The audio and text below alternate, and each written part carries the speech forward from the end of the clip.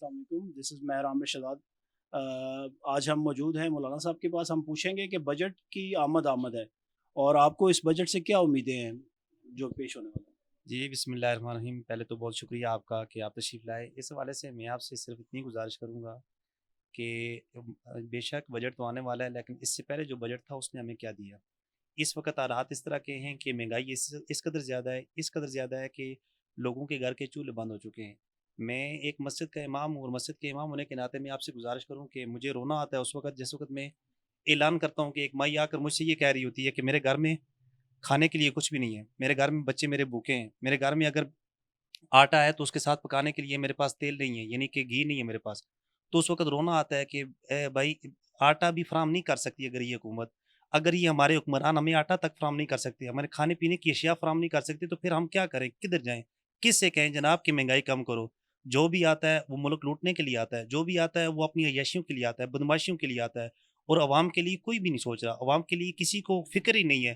اگر اسمبلیوں میں جائیں تو اسمبلیوں میں ایک دوسرے کو گالم گلوچ، ایک دوسرے کو تانے، ایک دوسرے کو چوری چور ہے، فلاں ڈاکو ہے، فلانا یہ ہے، فلاں یہ ہے، یہ تو کہہ دیتے ہیں، لیکن مہنگائی کے خلاف کوئی بھی بات نہیں کرتا۔ غریب عوام کی کسی کو بھی نہیں پڑی ہوئی۔ اگر آنے والا بجٹ ہے تو ہمیں اس سے کوئی امیدیں نہیں ہیں، ہمیں یقین ہے اور ہمیں پتہ ہے کہ جو پہلے آئے، جس طرح پہلے بجٹ ملے اور غریب عوام کو اس سے کچھ بھی نہیں ملا، کچھ اس کے لیے آسانی اور آسائشیں نہیں تھی، آنے والے بجٹ میں بھی یقیناً کچھ بھی نہیں ہوگا عوام کے لیے۔ اللہ انہیں ہدایت نصیب فرمائے۔ لیکن یہ وزیر اطلاعات مریم اورنگزیب نے کہا ہے کہ ہم نے آٹا بھی بہت سستا کر دیا ہے اور آئل بھی بہت سستا کر دیا ہے، ساگ ڈور بھی آپ کو پیٹرول سستا کر کے دے چکا ہے، ڈیزل سستا کر کے دے چکا ہے، اور بہت اچھے وہ بتا رہے ہیں عوام کے حالات ہم نے کر دیے۔ تو آپ کو مسلم لیگ نون کے لیڈرز کی ان بات پہ کریڈنس ہے، اس کو اعتماد نہیں ہے آپ کو ان کی باتوں پہ؟ جی ہمیں کوئی اعتماد نہیں ہے، اس وجہ سے اعتماد نہیں ہے کہ یہ اتنی عرصہ ہوگی آئے ہیں، تو اب تو یہ اپنی حکومت بچانے کے لیے تو یہ چند پیسے، مہنگائی کس طرح کی ہے، کس طرح کی ہے، 150 سے پٹرول کہاں لے کر گئے ہیں، یہ مہنگائی کتنی کی ہے، اور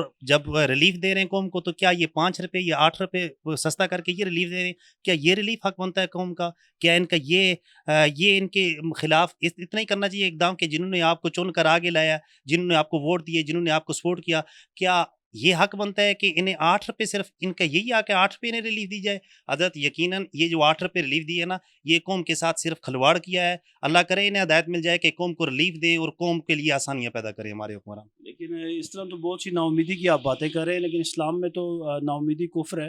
تو آپ کو اچھی امید نہیں ہے؟ کوئی حالات بدلنے کے کوئی آثار نظر آتے ہیں یا آپ کیا توقعات رکھتے ہیں؟ میں یہ توقع رکھتا ہوں جو اسلام کے خلاف ہوں ان سے اسلام کے بارے میں کیا بہتر کی امید رکھیں؟ یقیناً اسلام تو کہتا ہے کہ جناب کفر نا امیدی کفر ہے، لیکن اس کے ساتھ ساتھ آپ یہ دیکھیں نا کہ یہ اسلام کے ساتھ مذاق کر رہے ہیں، کھلواڑ کر رہے ہیں، مذاق یہ شاعر اسلام کے ساتھ یہ انہوں نے کیا کھلواڑ کیا ہے۔ میں یہ کہتا ہوں کہ جناب اگر یہ چاہتے ہیں کہ حل ہو تو یہ اسلام کی طرف آ جائیں، یہ دین کی طرف آ جائیں، یہ نظام مصطفیٰ کی طرف آ جائیں۔ اگر یہ آ جاتے ہیں اس طرف تو یقین جانیں اسلام ہی واحد حل ہے جو عزتیں بھی بحال کر سکتا ہے اور قوم کو ریلیف بھی دے سکتا ہے۔ اور آپ کیا سمجھتے ہیں کہ ابھی موجودہ جو سیاسی جماعتیں ہیں اور جو نئے اتحاد بن رہے ہیں، اس میں سے کس سے امید ہے آپ کو؟ کس کو آپ رہنمائی کا آپ سمجھتے ہیں، یا کس کو سمجھتے ہیں کہ جو اسلام کے اوپر چل کے آپ کو نظام معیشت اور وہ جو چیزیں ہیں امن و امان اسلام کے اصولوں کے تحت آپ کو دلا سکتا ہے، اور حکمرانی صحیح معنوں میں جو کہ جس مقصد کے لیے پاکستان بنا ہے اس کو عملی جامہ پہنا سکتا ہے؟ آپ کو کسی لیڈر پہ کوئی ہے اعتماد، یا کوئی سمجھتے ہیں آپ امید کی کرن؟ جی میں یہ سارے اتحاد صرف ملک کو لوٹنے کے لیے ہو رہے ہیں، میں یہ سمجھتا ہوں یہ جو بھی ہو رہا ہے یہ ملک کو لوٹنے کے لیے ہو رہا ہے اور اپنی بدماشیاں اور اپنی عیاشیاں چمکانے کے لیے ہو رہا ہے۔ 75 سال سے پیچھے کوئی کہہ رہا ہے جی کہ روٹی کپڑا مکان کا نعرہ لگا کر جناب میں روٹی کپڑا مکان دوں گا، لیکن آج تک عوام اسی طرح 75 سال جہاں پہلے کھڑی تھی آج بھی اسی جگہ پر کھڑی ہے۔ اسی طرح اگر آپ دیکھ لیں کسی نے آ کر نعرہ لگایا کہ جناب میں یہاں پہ تعلیم عام کر دوں گا، نوکریاں دے دوں گا، میں پتہ نہیں کتنے کروڑ مکان بنا لوں گا، لیکن وہ کیا کیا انہوں نے آپ کے سامنے ہے، وہ ساری دنیا دیکھ رہی ہے۔ میں کسی کے خلاف بات نہیں کرتا، لیکن دیکھ رہی ہے عوام بھی، عوام آزما چکی ہے۔ اور کسی نے کہا یہاں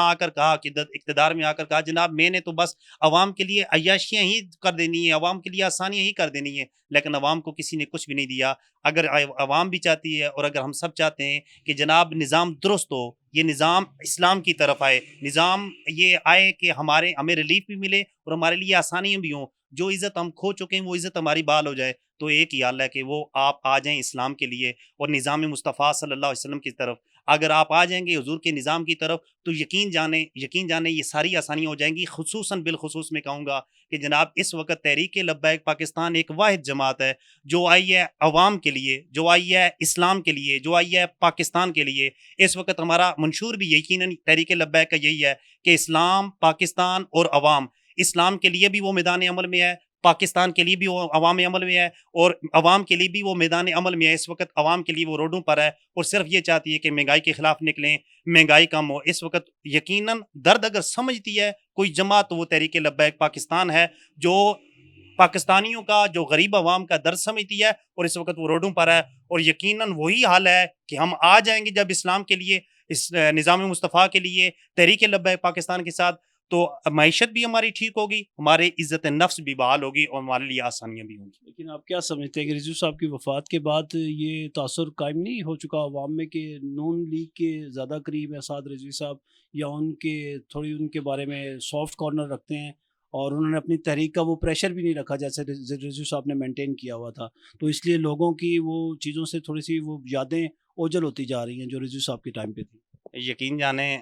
جناب, یہ بہت سارے سوال, اس طرح کا سوال ملتا ہے بہت ساری جگہوں سے, لیکن میں سمجھتا ہوں کہ قبلہ بابا جی تو بابا جی ہیں نا, ان کے ساتھ میں کسی کو بھی نہیں ملاتا. لیکن ساتھ بھائی قبلہ آپ کی دور اندیشی دیکھ کر یقیناً بڑے بڑے لیڈر یہ کہہ چکے ہیں کہ یار یہ 28 سال 29 سالہ یہ نوجوان جو ہے, جس کی بصیرت اتنی زیادہ ہے, اتنی بصیرت اور وسیع القلب ہے انسان ہے, کہ جس نے آ کر حالات کو ہی بدل دیا, سیاست کو ہی بدل دیا, سیاست کو حقیقی رنگ دے دیا کہ سیاست اصل میں خدمت کا نام ہے. تو میں سمجھتا ہوں کہ نہ ہی ہمارے دلوں میں یا ہمارے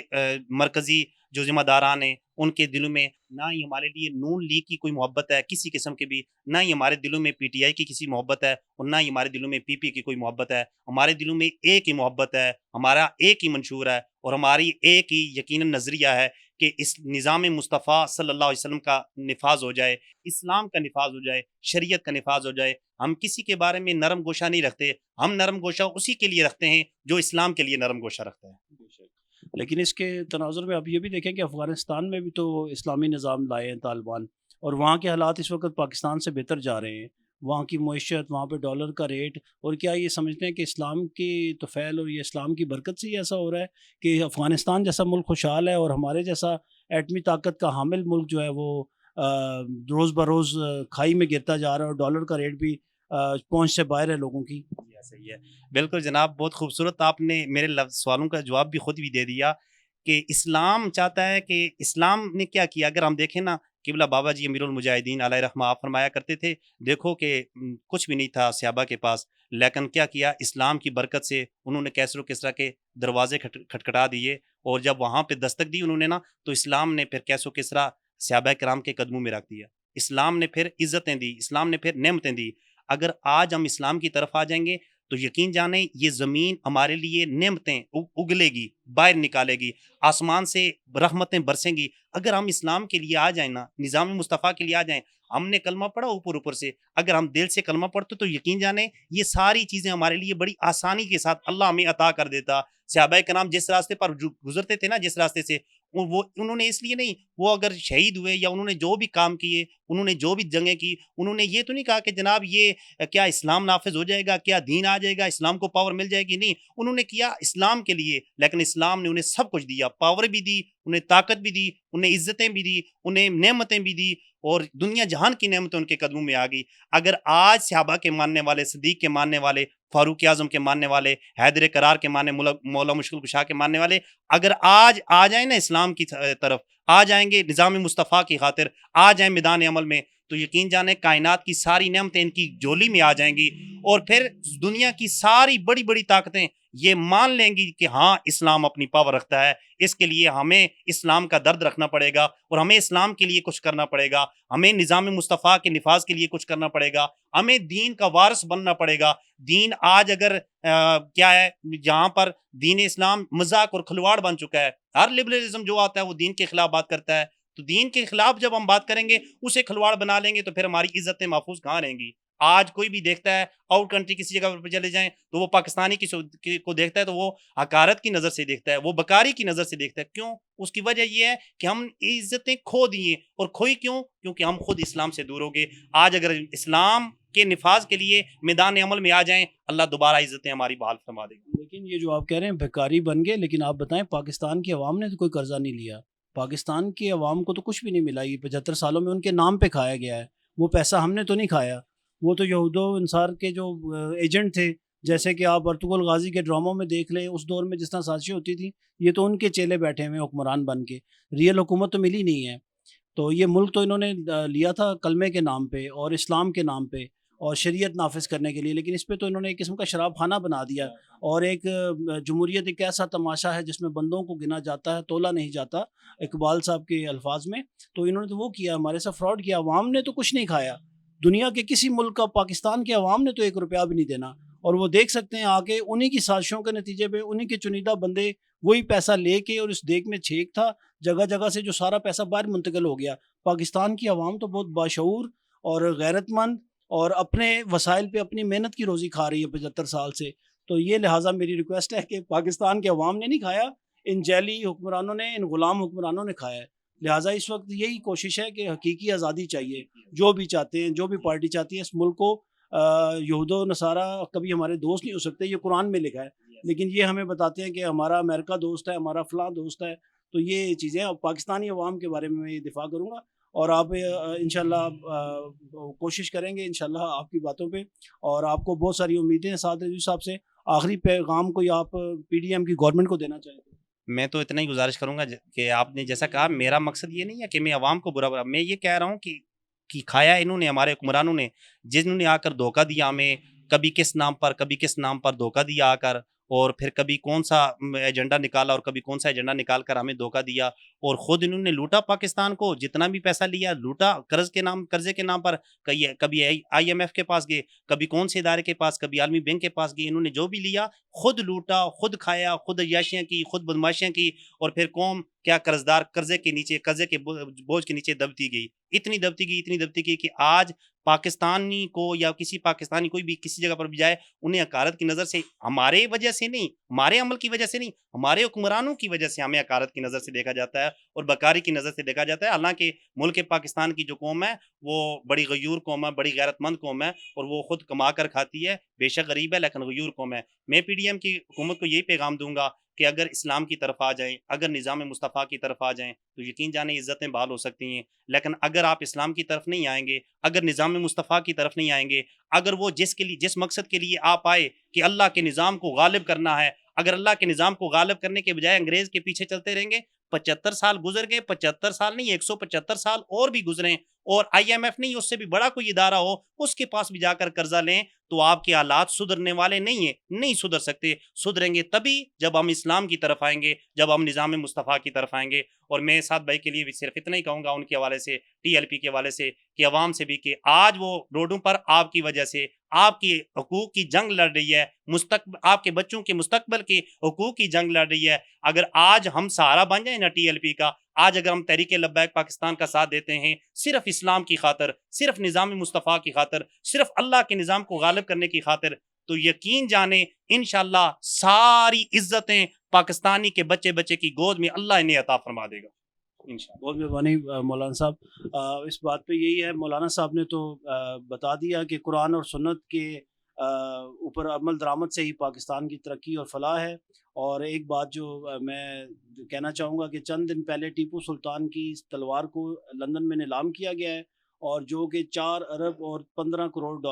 روپے میں پاکستانی میں بکی ہے. تو یہاں سے دیکھ لیں کہ وہ یہود و نصارہ ہونے کے باوجود آپ کے ملک کے جو عظیم لیڈر ہوتے ہیں وفادار لیڈروں کی عزت کرتے ہیں, یہاں تک کہ ان کی تلوار اربوں روپے کی وہاں پہ بکتی ہے. تو لہٰذا یہ ضرور سمجھ لینا چاہیے جو غدار حکمران ہیں ان کی وقت وہاں پہ 2 ٹکے کی بھی نہیں ہوتی. تو اللہ تعالیٰ ہمارے ملک کو جس مقصد کے لیے بنایا گیا تھا, قرآن و سنت پہ عمل درآمد کے لیے اور ریاست مدینہ کے اوپر عمل کرنے کے لیے, اللہ تعالیٰ ہمارے ملک کو اس راستے پہ گامزن کرے.